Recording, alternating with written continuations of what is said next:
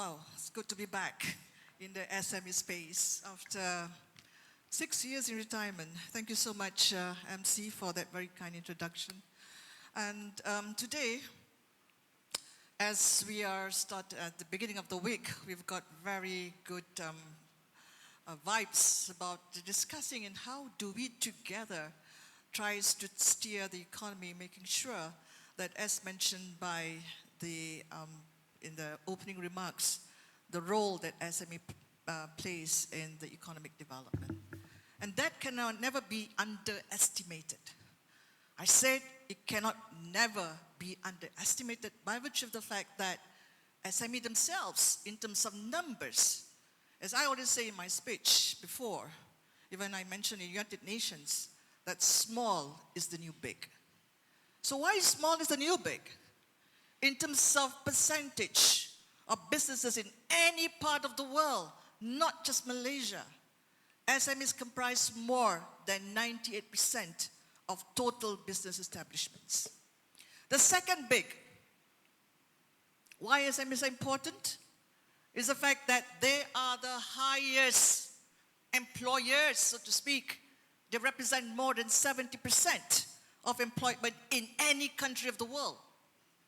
And thirdly, by GDP contribution, if you can see, SMEs always and has always been the biggest contributor, and in this case for Malaysia, it's at 40%, while developed nation status is 70 to 80% of GDP is coming from SMEs. And therefore, we can never, ever put across or marginalize the role of SMEs in any part of the economic development of the nation. And today, our discussion is so much relevant, as we not only want to discuss the resilience post-COVID, but importantly, how we're going to steer the economy together today to move towards a high innovation growth, to move towards driving the growth of the country via SMEs as they act as catalysts. They are the ones who's going to produce the high growth of the economy. They are the ones who's going to produce what you call high innovation. And they're the ones who's going to be the next unicorn of the world. If we are detailed enough to give them the right environment for them to thrive. With me here, I've got 4 very impressive and distinguished panelists. Why are they impressive and distinguished? Because they bring with them a lot of experience in the SME space. I would like to first of all invite all the panelists to inform us here this morning, if you're given that magic wand in the first 3 minutes this morning, what would be your wish list to move and to push and to drive SMEs in the context of them achieving high growth and high innovation? And let me just start with none other Mr. Chin Chi Siong, the Secretary General of the SME Association. How would you want to actually move the needle for SMEs in the next 3 minutes? Thank you, Dato'. Good morning, ladies and gentlemen. First of all, we're glad to be here again in this event. I think KSI has done a lot of such events that bring forward the views, points, opinions from the industry, so that I wouldn't say the government itself, the general public as well as the industry people will really understand what they talk about. And on the question of the future of SME towards the high growth area, I think we have to look at the current state where we are now in the SMEs in Malaysia as a whole. After the pandemics, we realized that there are a lot of challenges that we face. Right now, I think most of us feel challenges into getting funding, right? Challenges into the competition. There are global competition coming in. There are, supply chain weakness, and also how to adapt to the new technology that is coming by. And also, there are a couple of things they are take into very much consideration into how we're going to look at the high growth for the SMEs. I think first thing is that, the shock of COVID have made a lot of SME getting themselves into digital transformation, right? But still, there are many of us remain what we are doing, minimize minimum expenses into digitization. But I think digital transformation is a key for us to grow to the next level. And of course, what we have faced also during the COVID is the supply chain interruption, the world global supply chains interruption that have caused a lot of uneasiness, not only among the export and SMEs, also when you import, the cost, the material, everything is a challenge. And we are not, want to put whatever cost we have into the consumer, because this also will have a negative feedback. So another one is what we are really facing right now is the sustainability, the ESG implementation, the ESG adoption. Many of us still do not know how and why should we, embark into ESG. Right? But it is important. There are a lot of incidents that we have in our members. They even lose their project, they lose their job because they do not have any ESG compliances or adoption in their organization. So these are the challenges that I think the three main challenges we should quickly look at, right? And spend some money into doing digitization, work with industrial player, and also we need the help of the governments to get ready the funding for digitization, for digital transformation. That part, I think, to a certain extent, the government have certain grant, but I think it's too small, right? They have a matching grant of 10,000 with 5 and 5. So those are just for you to start, right? But there are a lot of things involved over here in terms of digital transformation, not only for the individual company, but also for the personnel they have, right? And I want to say the last thing, we feel the main challenges right now, it is because of talent. We do not have enough talent, right? I think our PMX have been saying that talent is the key. We do not have enough technical-oriented people here in Malaysia, which I think this is also we need the government really seriously look into it. I think we can see that there are a lot of effort into TVET as well, and also getting more trainings, packages, included in the HRD Corp, as well as Perkeso and other agency, SME Corp as well. That will help, general SMEs that we are facing right now. Thank you. Well, indeed, I think all your points are very much relevant, and those are the issues that SMEs are facing, and we shall deliberate on them and discuss much further. But coming to the Dato' Azlin, the former president of Peniagawati, you're looking into women at large, right? Now, if you were to go into this context of the theme that we have this morning, that is high value, high growth for women, what would you want to emphasize for women? How do you think that women could actually leverage on that context of high value, high growth? I remember back then when I first started work in the SME space, there were only 6% women in the businesses, and today we have clocked in 26%, right? The deal is to move the needle to 30%. So as we want to move that needle to 30%, you move into high growth and need to move to high value for resilience purposes. What would the women entrepreneurs need to focus on? Okay, thank you so much, Dato' Afsa. Bismillahirrahmanirrahim. Assalamualaikum warahmatullahi wabarakatuh, and a very good morning to everyone. Right, so coming back to your question, esteemed moderator. All right, so I'm talking from the perspective of women entrepreneurs, of course. And as Dato' Afsa rightly said, now we are at 26%. Women-owned businesses are about 26% of the companies registered in SSM. But I think the data may not be accurate because, as we all know, there's a lot of women who are in the informal sectors, which is not captured under the data. And even if it's 26%, I think that's not something to be proud of, because if you think of our population, we are on 50-50, right? But that's only 26% out of the nearly 1.2 million registered in SSM. So I think we've all got a lot of work to do to get more women-owned businesses to come on board, right? And coming on to the high growth, high value, what do we need to do, right, for women entrepreneurs? I think from my work, with the women entrepreneurs associations and companies, I think one of the things that's important for high growth and high value, that can happen for all businesses actually. Sometimes when you think about high growth, high value, it sounds as if there's certain industry which are going to be high growth, high value.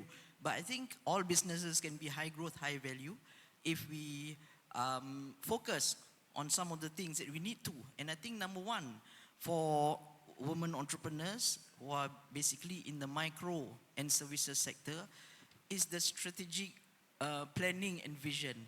I think that's something which I don't know, I feel that Malaysian companies, somehow we don't like to do that step, that strategic planning and vision, because we're so excited to start our business and we just go and delve and think that it's the easiest thing in the world to do. But I think that strategic planning and vision is a very important step to take to decide, you know, what product it is that you think it is going to be highly in demand, or which is going to be profitable now, all right, and to chart all the planning at that stage, all right, so that you don't get stuck halfway. Because I noticed that a lot of our entrepreneurs, they just start and then they sort of like go on along the way to figure out everything. So I think that strategic planning and vision is very important. And I think for women entrepreneurs, there's some things that need to be improved, like the gathering of knowledge, information, resources. All right, for them to be able to get all this together to decide on a good business. And I'm sure if the planning is correct for women entrepreneurs, they're very hardworking, very resilient, very agile. They can have this high growth and high value businesses. So I leave it there first, Dato'. Yeah, you forgot one more point, Dato' Azlin. Women entrepreneurs are also very good paymasters. Yes, right? that's right, This that's right. is proven by Professor Yudos, that mentioned that for women entrepreneurs, they are the ones that really pay on time.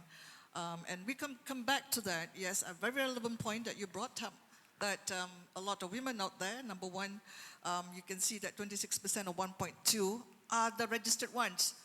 That does not include those in Pasar Siti Khadijah, Pasar Kat Taman Tun, Pasar apa yang they are not registered, but they are not registered with SSM, but they are registered with different councils only, all right?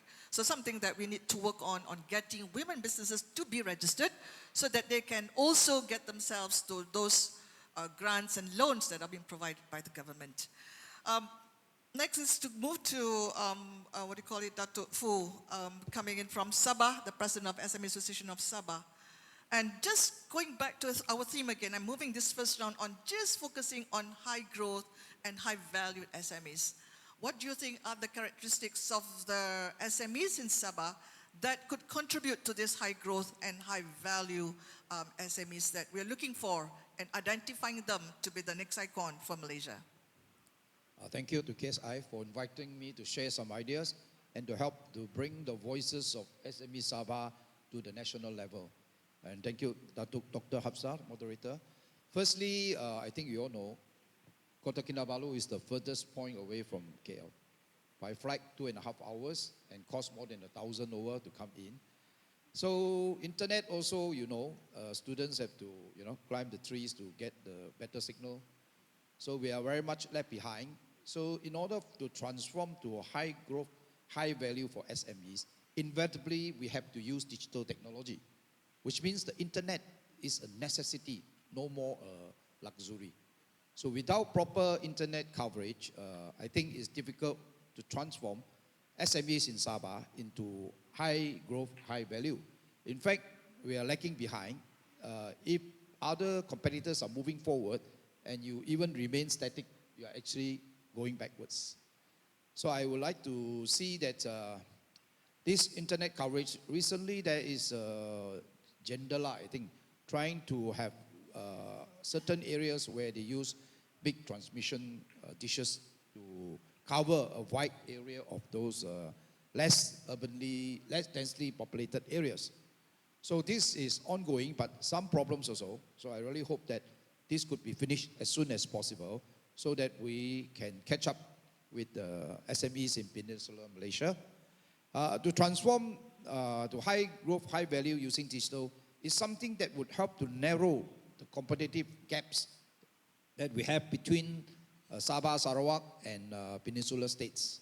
Why? Because number one, with the digital technology, we can multiply our production much better by using machines, automation, and also by using digital marketing will help to enable the small guys to save costs in printing very expensive paper sort of marketing materials, and also enable them to share at their own time in the social medias to reach out to people not just in Sabah, across the globe, so to say. All this will not happen if they don't have easy access to internet. So I'm really looking forward to this transformation because it really helped those people in Sabah and Sarawak. The other thing is also that with digital production or automation, the quality of their production can be standardized, can be more consistent, and therefore it will help to bring back customer loyalty. I have personally visited many of those local fairs that our Ministry of Development and Entrepreneurship under the DIDR, Department of Industrial Development and Research, held small fairs in shopping malls in Sabah, KK, various places, and I've tried their products. They are very good, very tasty. When I ask, how do you make it? Here you are, your informal economy. Mostly ladies, those people who make all the, toothpaste, kueh, drinks, all made at home. So I asked, how is your production? When I calculated, even if they were to sell everything, they make a couple of thousand. So can you imagine if this was spread to a wider area, and they can use machines to step up their production, the value of their pendapatan can easily multiply, and that will help to eradicate our present memang teruk, the poverty rate is the worst in Sabah. So all this lead me to think that perhaps the government should play a more active role. Recently, I have suggested that when they redevelop the trade industry, there's one trade industrial area near Lekas going to be redeveloped. Please provide SME hub. Even without the building, we should start small SME hub. And I got this very detailed description of SME hub from your SME Corp, the former employer. So all those functions help because many of us, like us, we are at our post-retirement age. We don't mind helping, but difficult to connect with them. So when you have a hub, those who need help, we can volunteer our time, maybe a couple hours a week, and help them to link up with what are the aids that the government have so generously given, and not benefiting those people who really need it because they lack know-how, they lack the time. They are so busy with the operations, they barely have time to review all the various sharings internet. And plus, some of them find it difficult to understand. So I think hand-holding is very much necessary if Sabah SME were to grow. Okay? Many NGOs actually have doing their part, like POMM, FMI, FMM, FSI, all these, but it's not enough. So to do a concerted effort, I think government got to take the lead. And sometimes, sad to say, many government policymakers don't spend enough time in Sabah. They always use their own understanding of Sabah to target the incentives. So very often it's mistargeted. So the people who need it are not given. So that's why I think that the government should actually, in every policy making that involves Sabah and Sarawak, should have a rep to be sitting in that council. I'm quite happy to say that I'm one member of Sabah Economic Advisory Council. We have intervened in March to form a Sabah Labour Advisory Council, seeing that the Employment Act changes will have a devastating impact on the local SMEs who are not really ready or not wealthy enough to sustain all those increases to be in line with Peninsular states. So the CM has just announced a few weeks ago in the launching of the Sabah Labour Advisory Council. So this is only just an example of how such type of setups can help to, narrow the differences. Thank you, moderator. Indeed, Sabahans are very lucky to have you, Dato, and you sit on the council and you're able to persuade government to put in the right policies for Sabah. And you have brought in a very pertinent point that digitalization would transform the entrepreneurs in Sabah and would narrow the gap between Sabahans and also the rest of the country. We'll come back on that because I really want to visit whether Sabahans also do enjoy the incentive of the multimedia super corridor. That would be able to help to transform and to accelerate the digitalization initiatives in Sabah. And we come to the fourth panelist here on this first round. As we talk about high growth and we talk about high value, what we have here is Professor Major Dato Dr. Engineer Chin Yu-sin, who himself, he is actually a corporate strategist. He's a corporate mastermind, and he's able to bring organizations to the next level through his wisdom. Sir, if at all that we are having this discussion on high growth, on high value, what would be the three most pertinent and important points you think as a corporate strategies that SMEs and entrepreneurs need to focus on? Thank you very much. Can you bring the mic nearer? Yeah. I think at this moment of time, so digitization isn't compulsory or necessary for all businesses. The reason being that you digitize your company operation, you can bring in revenues of 26% to your company. And then you can cut down the cost of operation by 20 to 30%. These are the advantages of digitization. If you don't digitize, you will die. I think you can see many of these companies, they cannot compete, then they will just phase out. So I think digitization is a necessity thing for every company. If they don't digitize as soon as possible, they will be sort of out of the business. So this digitization is very important. So for this, why digitization is so important that because when you digitize, you can make your operation more efficient. And then a lot of these repetitive and these what I call routine works all can be digitized. Instead of using paper, you make your information digitized and put in the computer. So then when you digitize your company operation, first thing, your operation will be more efficient. And then you can, also administration part will be more efficient because you can use automated invoicing or this, what I call automated ordering of equipment, or then you can sort of respond to your customer very fast. Just like Chinese saying, 生意, what do you mean by 生意? 生意 is a business, but in the specific sense mean that 生意 that means you must be able to connect with each other. So with this digitization, everyone can be connected very easily and very conveniently. So you want to do business, you must always be connected with your customers. If you long time you didn't connect with your customer will forget about you, then you will lose out your business. That's why with this digitization, you can easily be connected with your customers, your supplier, contractors, everything can be connected easily. So that everybody can sort of communicate with each other very well. So this is the meaning of the Chinese word 生意. 生意 that means that you must be able to sort of satisfy the needs of your customers. Then only you can sort of your business can do well. This is what 生 that means something like lively and you can survive or something like, or growing or something like that. 意 is something like what called the idea or the thinking of your customers. So if you can satisfy these customer requirements, then you can survive much better. One thing good about this digitization is that last time when we talk about as a top leader of a company or CEO of a company, 80% of the time supposed to spend on the future direction of the company or come up with the innovative ideas of how to make the company more competitive. Only 20% of the time supposed to spend on this administrative work.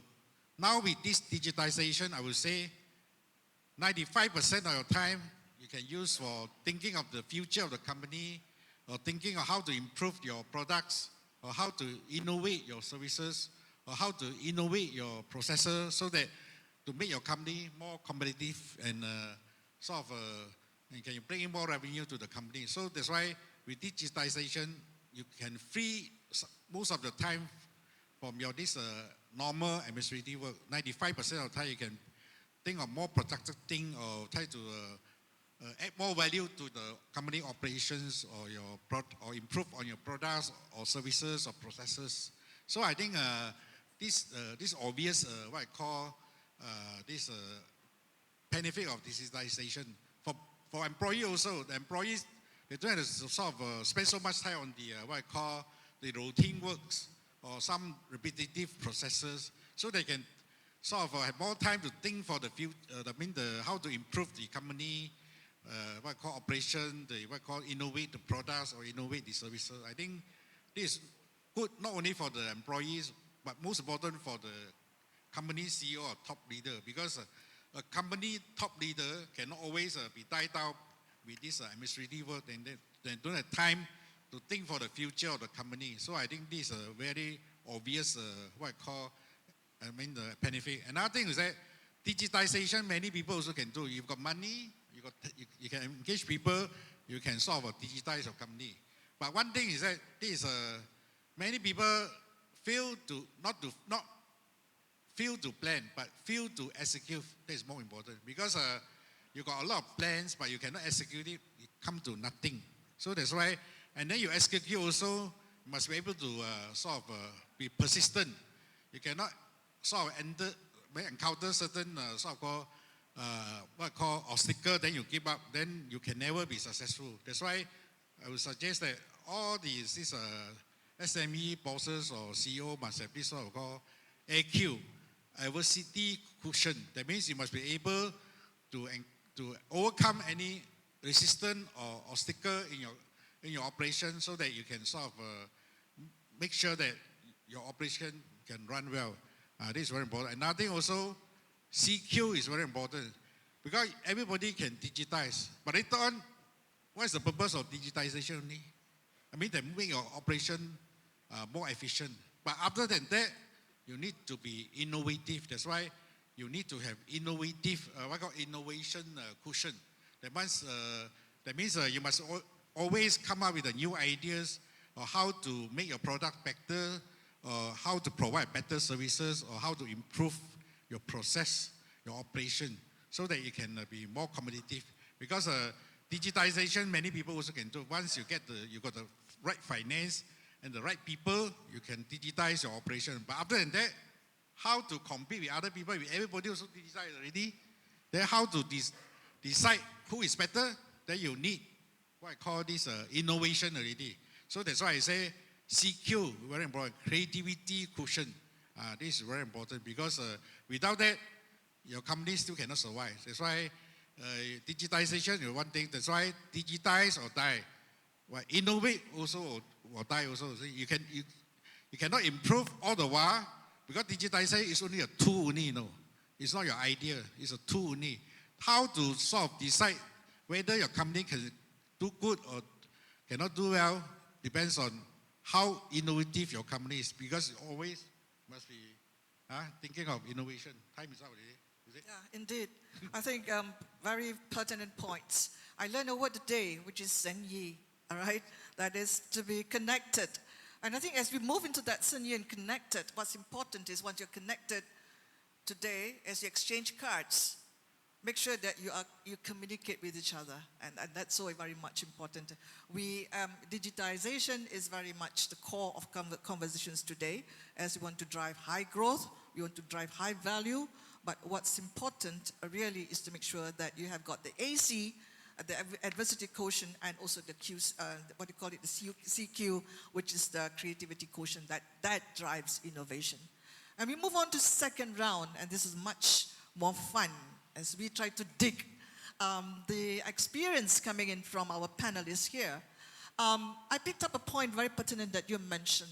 As we move into high growth and we move into high value, one of the things that you mentioned, the word sustainability. And that is a trend. That is a trend that no companies in this whole wide world should ever avoid, to move into sustainability. As mentioned by Datin earlier in her opening remarks, that is the core that drives what you call businesses as they move forward. And as we moved about sustainability, in the SME Association, if you could just share with us, if you move into ESG, environment, then you move into the social agenda part of it, and also the corporate part of governance part of it. Do you see that SMEs are lacking in terms of the incentives that are given by the government for a lot of companies out there, for SMEs in particular, to align themselves to the ESG principles, to sustainability? Please. Thank you, Dato'. When I mentioned about sustainability earlier, it's because most of our SMEs do not have a plan internally, right? Internally means, the ESG, the G part of it. Because nowadays, the new corporate, the new multinational company, they want to see, whether I giving this project to you, are you able to provide the services in the longer term? That is meant by, sustainability within the organization. And also, if, some of the owners are all like, the father is the owner, the son is probably coming up to take over. Or they have maybe hired some professional guy in the organization. But is that enough, right? But there's not only you have a plan, but also you should identify what is the weakness in the organization. What can we do? Just not so much on complying with what the MNC wanted, but also for yourself, as an entrepreneur, as an SME owner, we want our business to go on, right? And besides that, to also look into the environmental factor. Sustainability doesn't mean your business sustainability. If the world is not there, you can't sustain anything. So we also have to start looking into how to using those green products, and access to the green technology, so that whatever outcome of the product that we produce will also adhere to this, the whole global green environmental kind of approach. And also, we are talking about carbon credit right now. And this is also the key thing for SMEs to look into it, because it is going to hit us, very, very much if we don't start planning from now. Because you have to also plan whether are you intends to find green funding to help yourself into, embrace into the carbon credit, or you may have planned, internally or externally, whatever, that start up a process and procedure in your SOP in the organization. What are the things you want to achieve? But these are the things that most SMEs, sorry to say that, most SMEs, I would say 80%, do not do that. Right? I'm not talking about the micros. The micros, of course, they don't. But the mid-size, small size, even 80% are not looking into it. Right? So, but right now is important. It's really important. Indeed, I think it's important. And I like the fact that you recognize we need to be very strategic in our approach. It would not be the micro, they will expect them to align to ESG, but definitely the medium-sized ones, that is 6% of total business establishments, and also the small ones that comprise 20% of business establishments. So we're looking into roughly about 25% of the 1.2 million. We need to get them to be aligned to ESG. Now, I'm going to come back to you on what you think, if you're given that chance to appear before the Minister of Finance, what would be the incentives that we want to put across for the government to announce at the next coming budget for what you call SMEs to align to ESG, something that we want to get from this conversation this morning. And coming to you, Dato' Azlin, for the women, all right, as we moved into this context, ESG, and that S part is moving into gender. The S part is moving into ensuring that there'll be more women in corporate boards, there'll be more women in businesses, there will be more women that will actually push the needle towards increasing the, the GDP of the country through businesses and through the economy. So for the association, coming in from the Women Association, what do you think that the government needs to do more to help the women? Every year, Dato' Azlin, as the the Minister of Finance announced the budget, I will always look to how much more grants are they giving, how much more loans are they giving to women, but is that sufficient? Or we need to see more incentives given to women? Okay, thank you, Dato'. Right, I think woman empowerment is something that's discussed many, many times every day. All right, it seems like, we talk about it all the time, and there's a lot of forums and a lot of events which are focusing on woman empowerment. But I think after all the talking, we haven't made that much progress. And I think it's also because, we talk about the government, right? I mean, as I think Datin Dorf said just now, there's a collaboration. We need to collaborate. I mean, there's a government policy, and there's the industry, and then there's the women entrepreneurs. Everybody must work together. So when you come up with a policy, right? Firstly, I think as Dato' you always said before, you must measure, right? To plan, you must know what your data is, right? If you don't know what your data... What you cannot measure, you can't plan. Yes, you can't I remember plan, you that. cannot manage. Yes, I remember that from before. So if you're trying to do a policy on women entrepreneurs, but you're not quite sure what your data is, where are they? All right? And, what is it exactly about your policy that would assist them? I mean, if you just do across-the-board funding and grant, for example, how will it, effectively help the women entrepreneurs? Like, say, for example, grants. Sometimes they give grants, 5,000, 10,000 grants, and they just say, okay, for women entrepreneurs, we're going to give this 5,000 or 10,000 grants.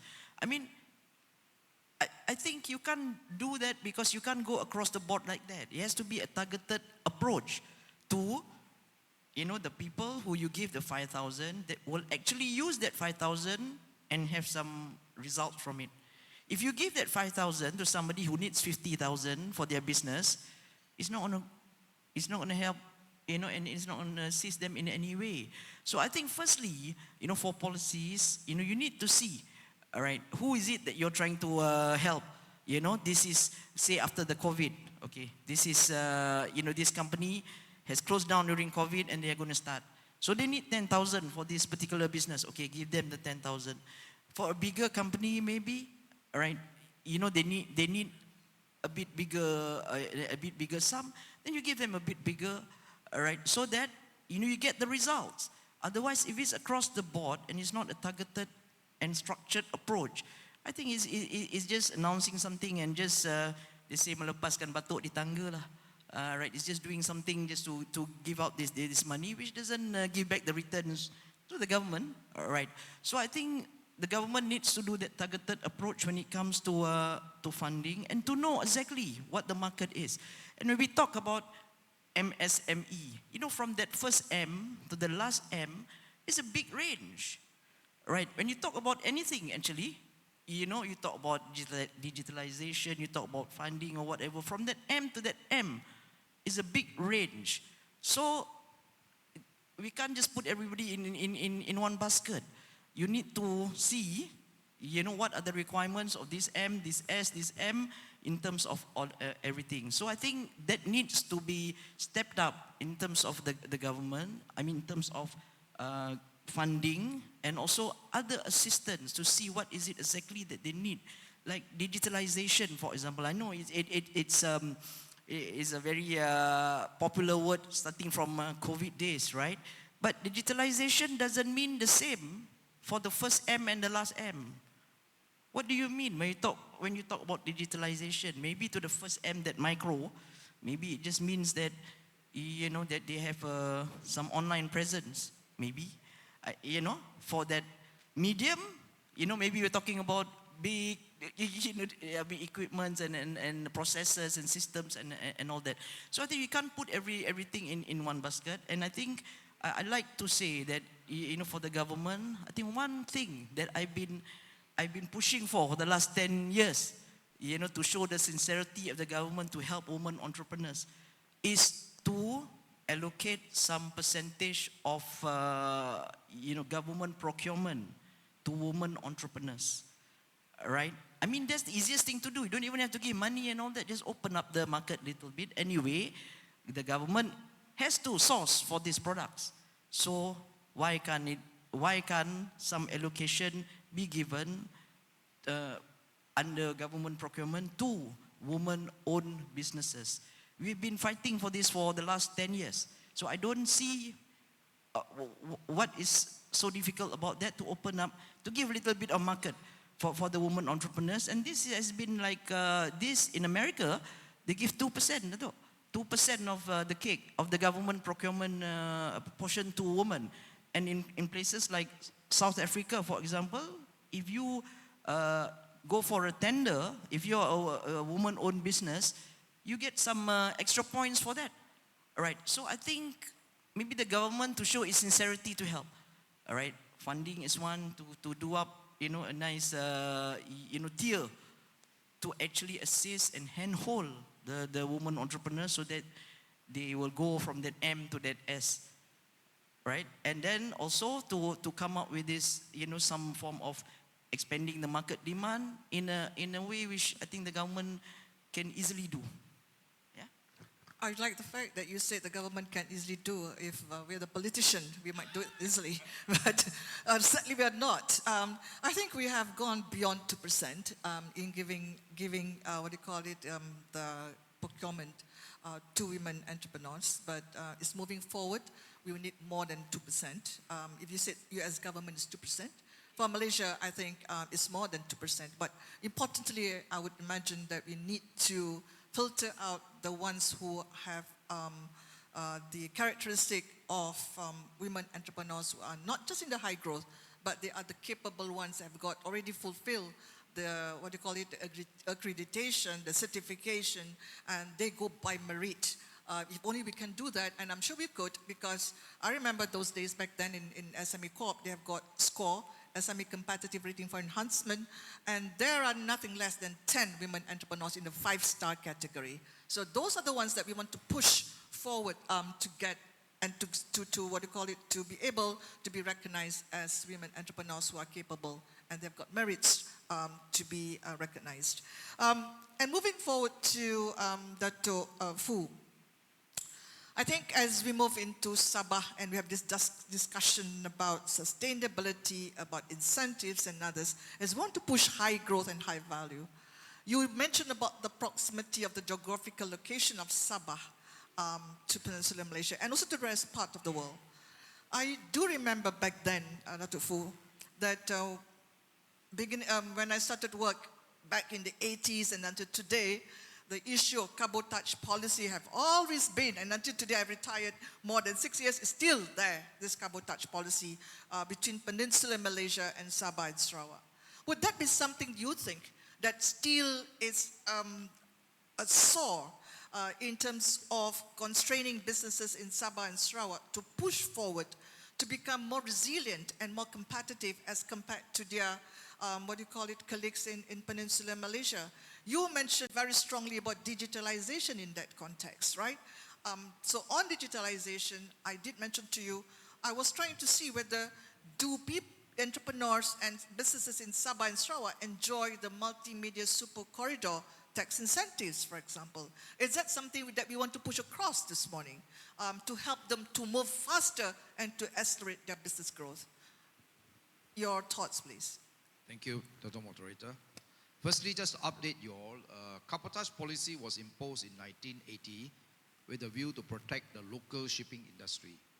But in 2017, I think the PH government then has abolished the cabotage policy. But in 2020, Sarawak government requested to reimpose cabotage for ships flying from Peninsular Malaysia to Sarawak because they have a local shipping industry to protect. But Sabah didn't want the cabotage to be reimposed, and up to now is free. Sabah doesn't have this cabotage problem. But having said that, there are reports that this uplifting of the cabotage policy had not fixed our high cost of living problems. In my personal view, there are many factors on the high cost of living or non-competitiveness. not just the cost of transportation, which is only one of them. Sabah, I think, and Sarawak will not catch up with Peninsular states because of low population density, unless we can multiply very fast the human beings. At the moment, we are tackling with these PTIs, unrecorded inhabitants, almost 700,000, that had created some social challenges to make us to 3.3 million only.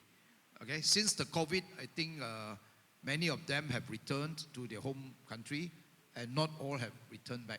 So resulting in a lack of foreign laborers in the plantations especially, because local workers do not like that working condition.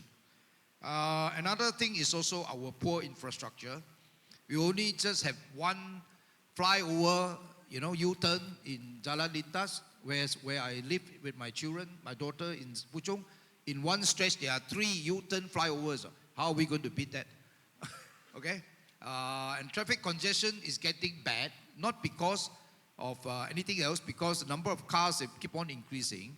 The number of new roads and new highways have hardly been built.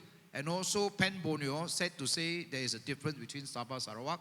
Sarawak is very soon going to complete their stretch, but Sabah side is still, I think, way behind. Okay, the very important section is between Simangaris and our Serudung in Kalimantan, that link up Sabah with Kalimantan, where we'll talk a bit about, you all know about the Nusantara. So coming back to that also, it took us so many years to get a free trade zone, or free trade now become free zone for POIC in Latatu, whereas Sarawak already had 2 free zones. More than 10 years ago, they had the second free zone in Pintulu. So again, between the Eastern brothers, we are also behind time.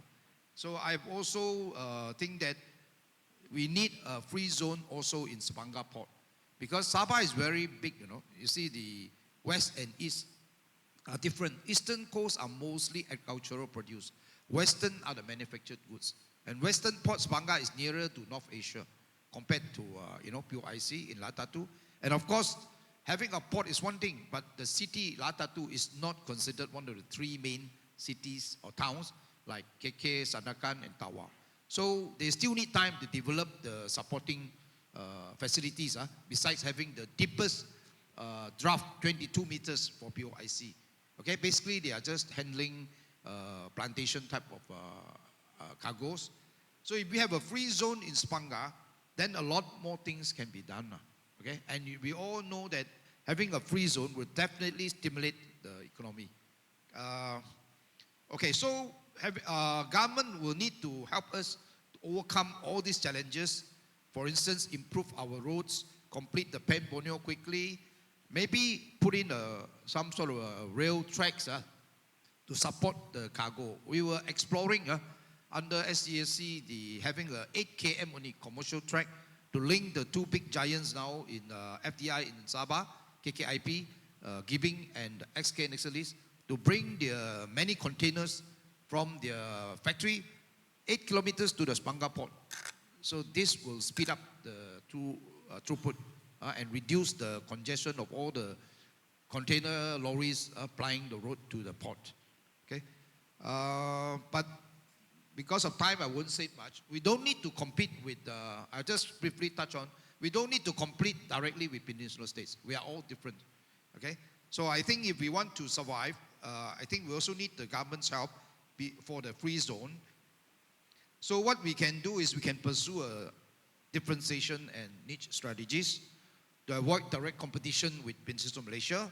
As you know, Sabah is famous for bird's nest, seafood, live garupa, frozen fish and prawns. See? So now there are no major scale of such aquaculture. We can invite some of the capitalists from our own West Malaysian state to explore and set up the aquaculture. It will solve one of our problems, the scale of production. Okay, with a low population, large land mass results in low population density. We are very hard pressed to meet the importers' demand for minimum sustainable export volume. So without this volume, we can only sell among ourselves. Okay, of course, we are lucky because the China tourists love our Sibanan and Sampurna. So they've been consuming all our seafood. So that is a blessing from heaven. Previously, we don't have that. We are trying to catch up with West Malaysia, especially many Musang King durians are planted in Keningau. So this also one of the avenues that we need to quickly have an avenue to export directly to China, not going through the exporters in West Malaysia. So at the moment, most of the durian export licenses to China are from West Malaysia. So hopefully the government can liberalize this and allow the local MAFI, Ministry of Agriculture and Fisheries, to issue such licenses to accredited exporters. Okay, and then of course also we are looking at, as a member SESC, reserving some of the resources that we have like palm oil and timber and oil and gas, biomass to be retained in Sabah so that industrialists will have to come to Sabah to go downstream and manufacture this and thereby create jobs and help to uplift the supply chain from those SMEs who may be producing parts, whatever to support these local industries. Also, I would also urge again, although I've done it before, for Peninsular Malaysia states to explore investing your branch factory in Sabah to take advantage of our local, lower land cost and also lower labor cost, and we have easier supply of labor in Sabah. So this will mean that you have no scale problem because your factory in West Malaysia already meeting the fixed cost. So this is to help you to add in and penetrate a new market, the BIM-YAGA. Stands for Brunei, Indonesia, Malaysia, Philippines, East Asian Growth Area. And not only that, you can also export out from Sabah to China. It's quite near. And if you want to send back to KK, I was told the container cost is only 1/3 returning to Klang because now we are lopsided. Sabah import most of the things but export very little to West Malaysia. In view of time, I rest my case here, Dr. Moderator. Fantastic. You can see that Sabah is in the good hands of Professor Dato' Fu, as they have been able to identify what are the constraints, what are the challenges, and the solutions that bring forward. And before I invite our fourth panelist here, I'd like to mention to everyone that the next round is around for all of you to pose questions. So if you're ready with your questions, please walk to the microphone after our fourth panelist have given his inputs and views. And only then can we have a conversation.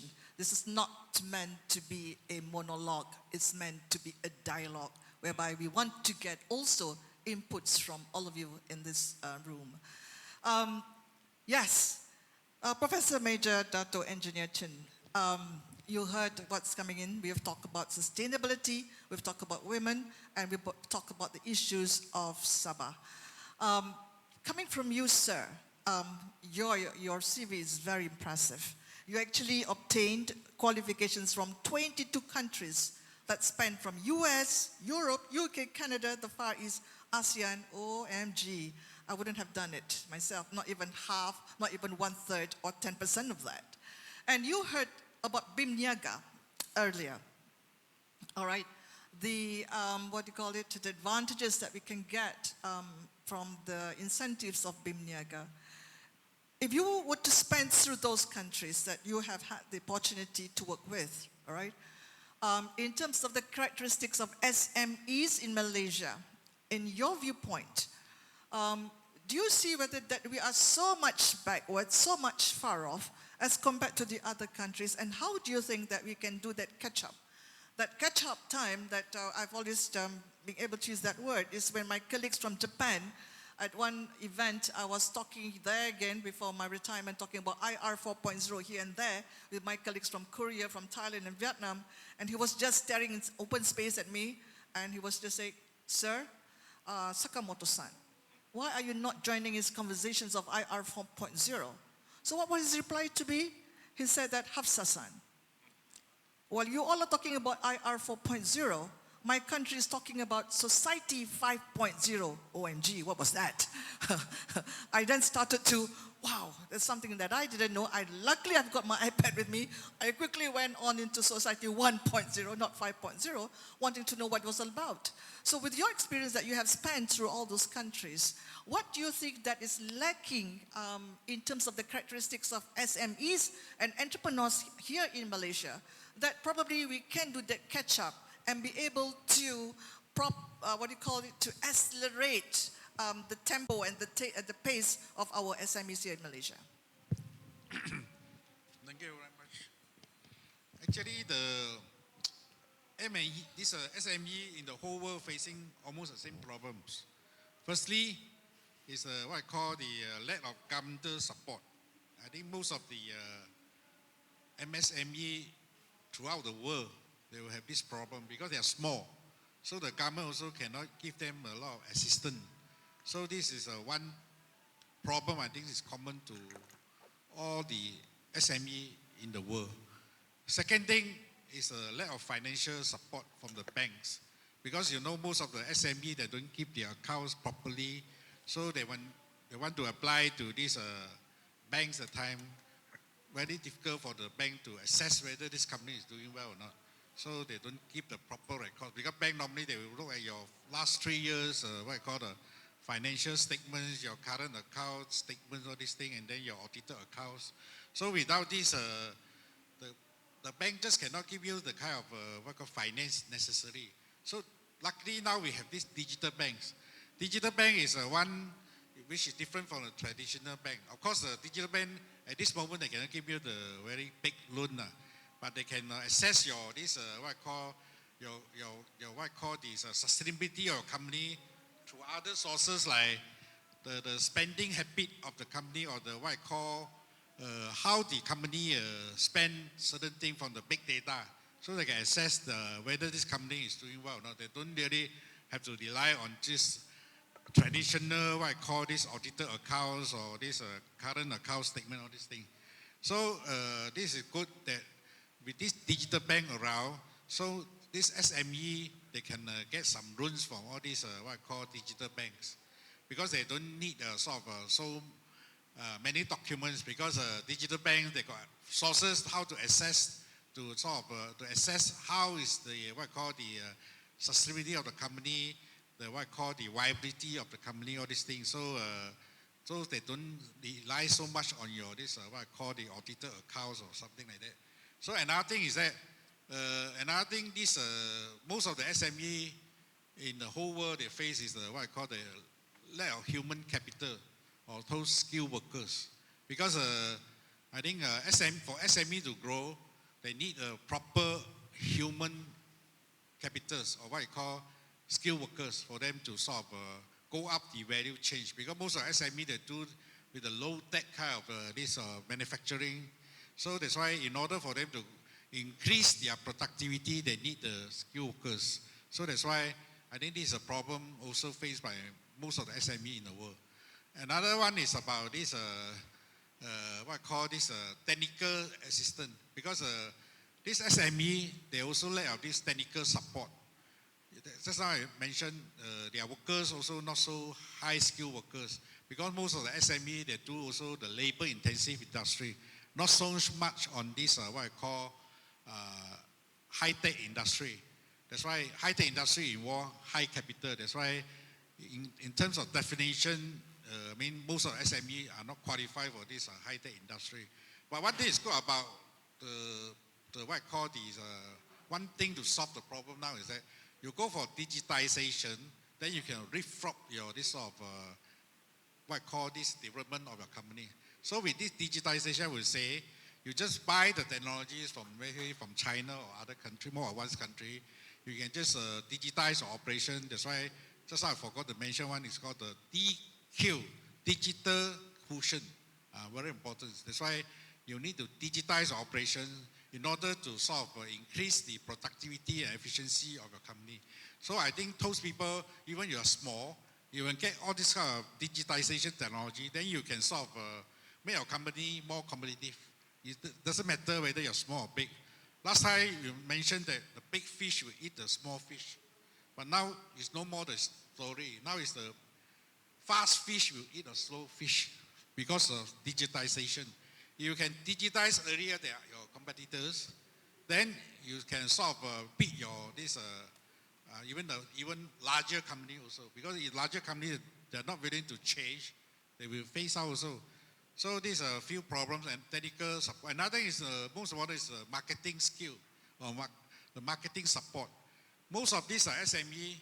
They are not so well versed with the export market or something like that. So that's why for them to expand, I mean their market is more like domestic kind of market. So for them to expand, they need to export. But now with this digitization, I think this can solve the problem with the e-commerce. So I think, so we cannot talk about all the traditional kind of problem faced by the SME. So long as you digitize your operation, then you can increase the the efficiency of your operations and cut down the cost. And then you don't need a so big storage capacity also. That means you don't need the hardware kind of store for you. You need just to use the cloud computing, store all your information digitize your documents, everything, put in the computer, and then you just store in this cloud, at the cloud there, so that you can save a lot of this cost. So the other day you asked me to talk about how to turn around the company, but you never asked me this question. So I will talk about this also. So how to turn around a company, I got a few suggestions. Normally why a company will fail, there are three things cause a company. First thing, over borrowing, over expansion, and over spending. Most of the company fail because of these three things. Of course, other thing like the sales is not doing good. So the over borrowing, everybody knows. Your gearing result, your gearing ratio cannot be so high. Let's say you got 10 million, you don't expect to borrow 100 million. So in case anything wrong, the company will just fail. This the one 33,000 ago in China, this one called the God Emergent. He laid out 10 principles or 12 principles.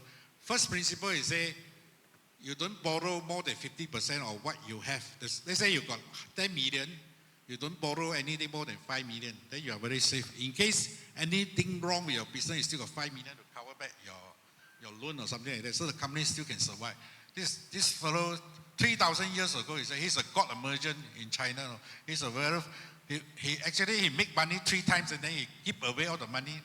Later on, he still make money back, These are people consider really God Emergent. Just like Deng Xiaoping, they fell 3 times and he bounced 3 times also. Then became the paramount leaders of China. And then the father of economic reformations of China also. So that's why this is very important. So over expansion also, many people think that every day is a sunshine day. When the business is doing well, they keep on expanding.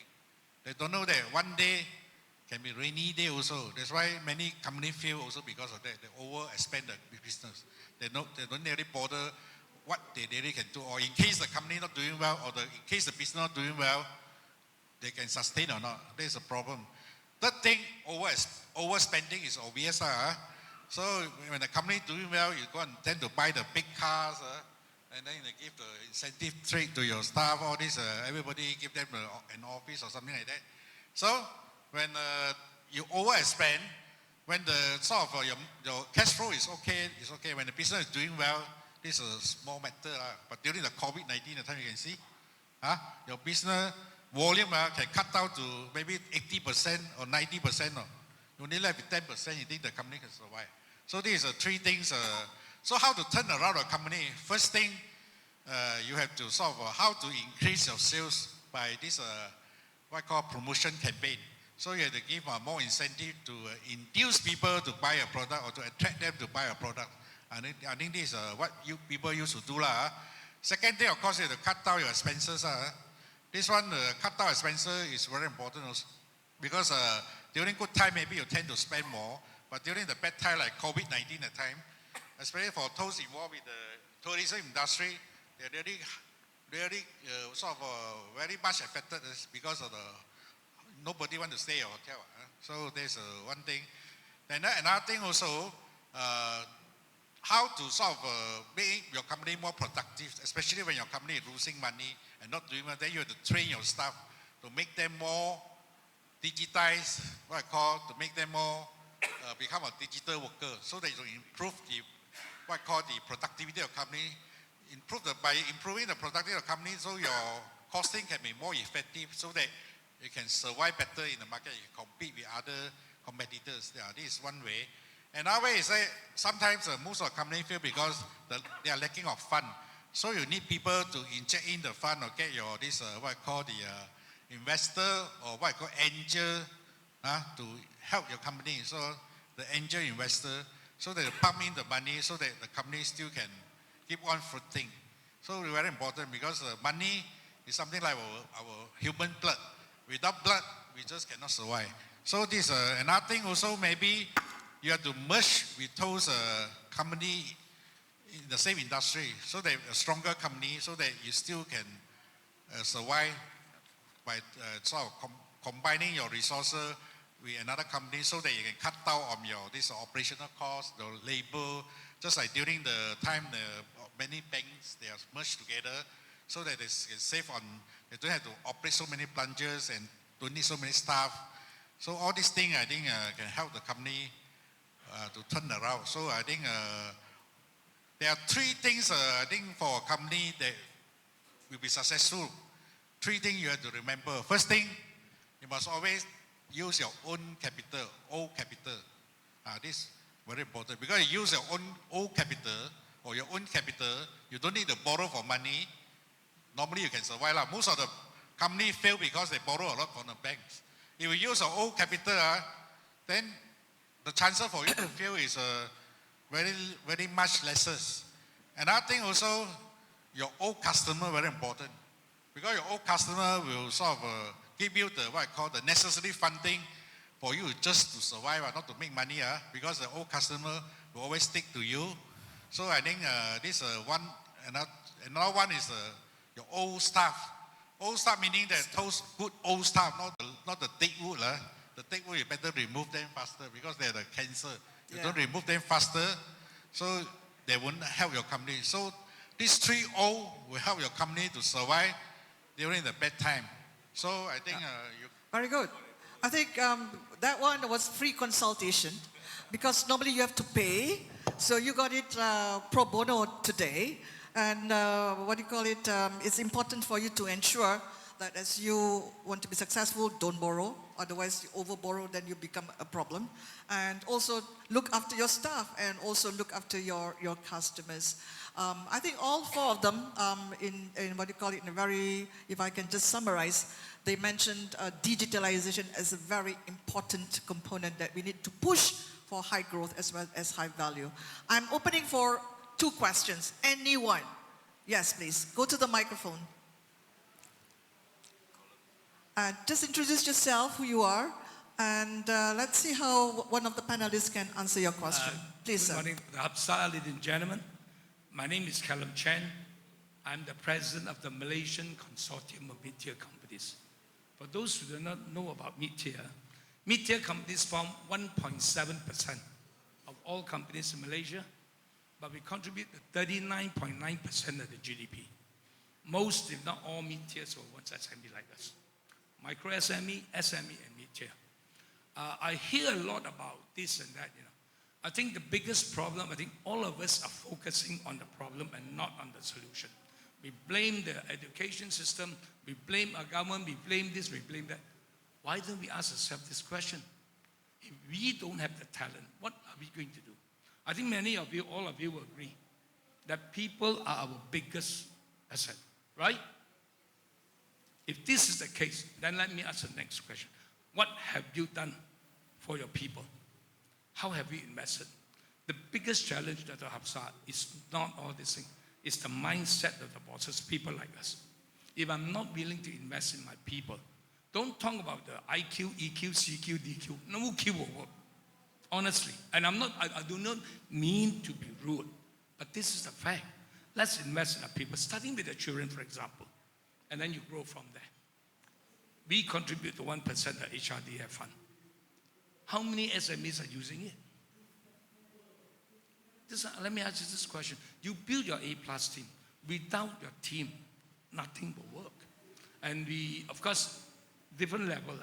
When you're the micro SME, and the SME is different again. Don't talk about wearing nice clothes when your stomach is hungry. Most micro SMEs do not have their own capital. If I have 100 million, you think I want to invest? I may say no, I just put in FD, collect money every month, go young kake, and that's it. Yeah. But how many has that? So let's start investing in the people first. From there you grow. Chin, I you spoke can't about, help but agree with you more, sir. Yeah, Yes. Chin, you talk about talent. Yes, it's Grow about your own people, talent. it's about talent, it's about Yeah. skill sets, and that will drive the growth. Yeah. And it all starts with ourselves. That's How right. ready are we to lift up others so that they can be part of a team? Not just us, but also our people. Thank you Are so we very willing much. to walk the talk? Thank you. Very pertinent point, indeed. And that was why we have that equation. People plus planet equals to profit. No people, no profit. All right? Very good. Thank you so much, sir, for sharing with us that important dimension. I've got one more at the back. Yes, please. Yes, Assalamualaikum and Walaikum everybody. salam. Thank you. My name is Noor Aziza from the International Women Entrepreneur Malaysia. I'm the president of the organization. Well, I have a very simple and short, and I agreed with I forgot the latest one. But I would like to say here, Dato' Delene, especially, you did mention few things which I like to highlight today, not for myself, but I think for those entrepreneurs who came from the micro and now they go to the third and fourth stage of their life of businesses. Yeah. Yeah. And you see, what we are talking today is problem faced and things like that. But how are we going to go through it? Because I'm saying that because, for example, just an example, and I like the statement made by Dato' Absa, what can we give back to the country? Okay, put an example. If a woman, for example, I'm posing this for women, if a woman can have shown their capabilities, well, anyway, doesn't matter where they come from, they show, but they do not show their profile higher and because of certain reason.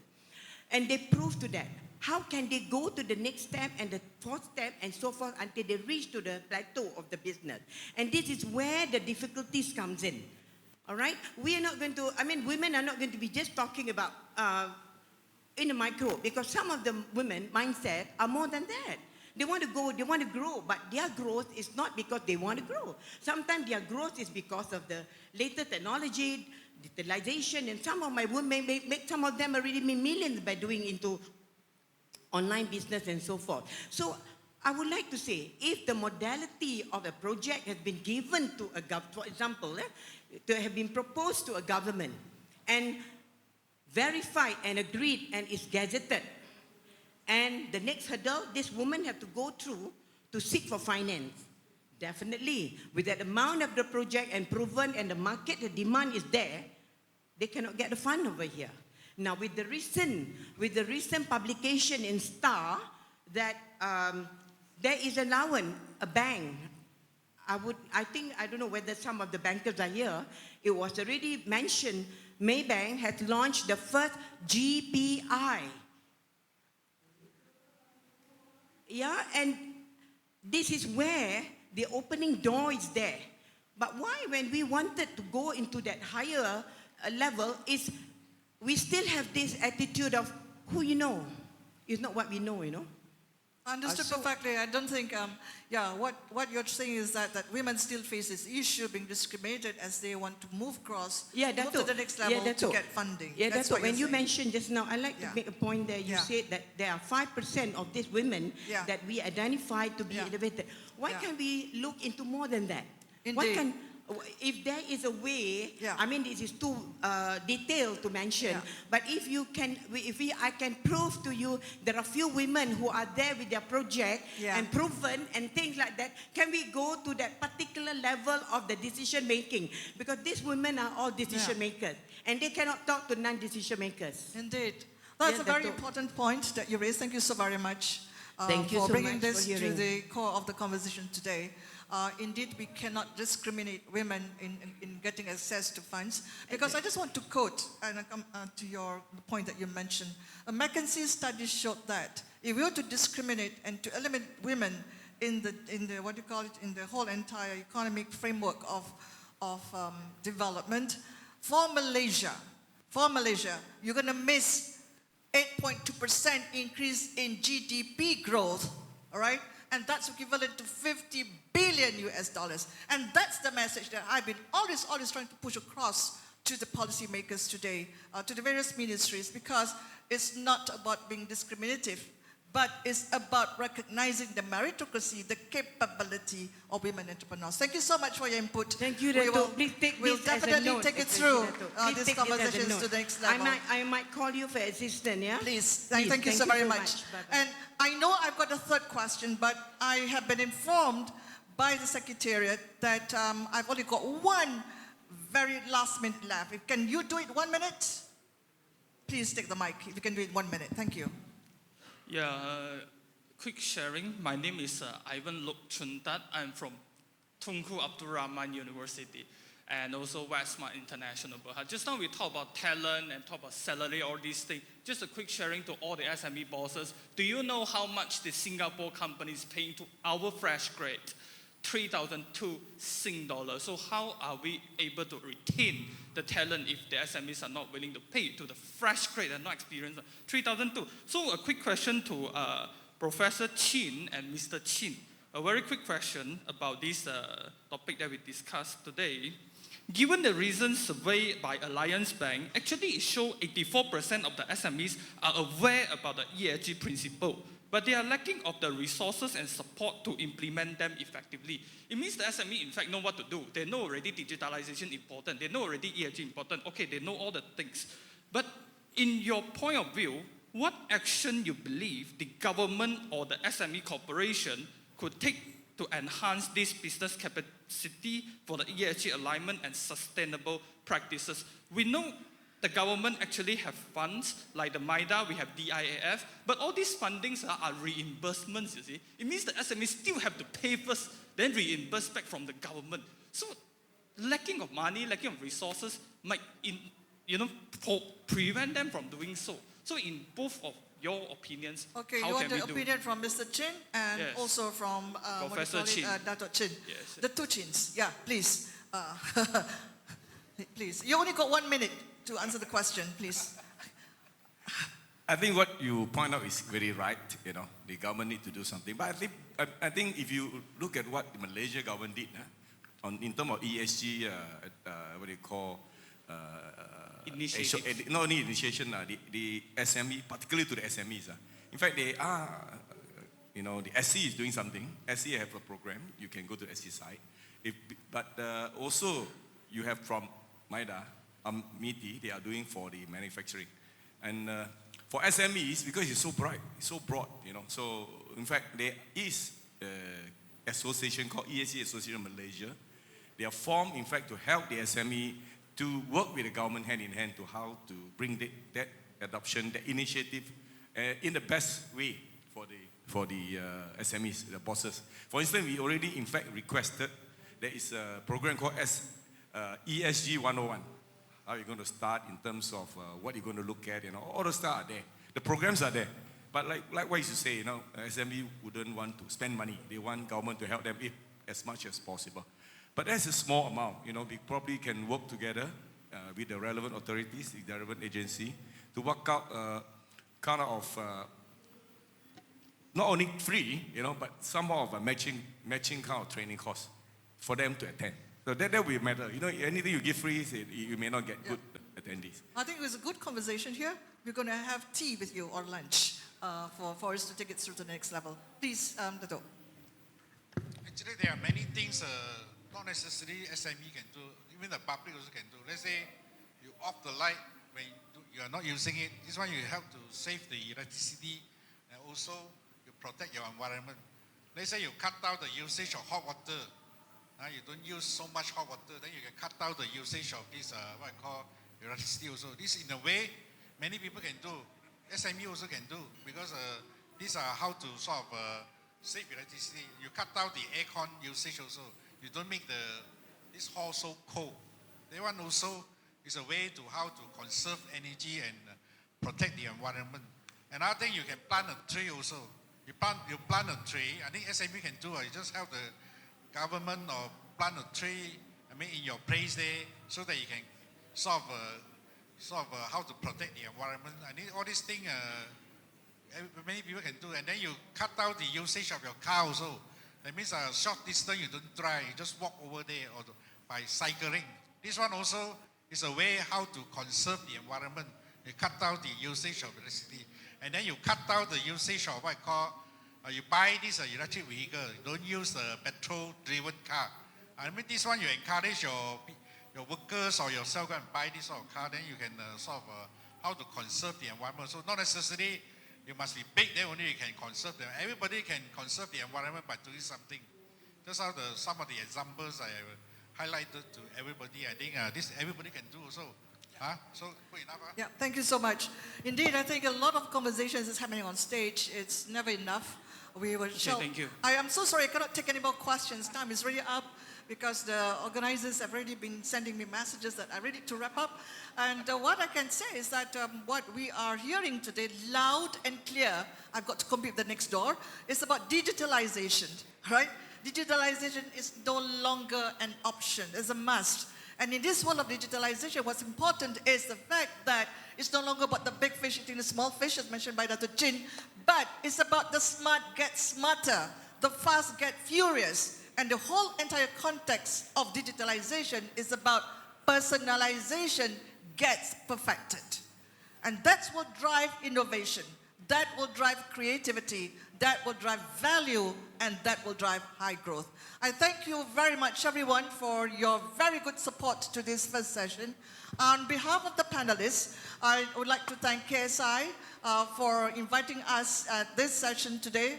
Very good platform, very useful as we now embark to the next level of the conversation for the rest of the day. Thank you so very much, and give a big round of applause to our panelists. Thank you to Mr. Chin Chi Siong. Thank you, Dr. Azrin Ahmad Charbi. Thank you to Professor Dato Fu, and also to Professor Major Dato Engineer Chin Yu Sin. Thank you so much, the panelists. Let us go to the front for a photo op. Thank you so much.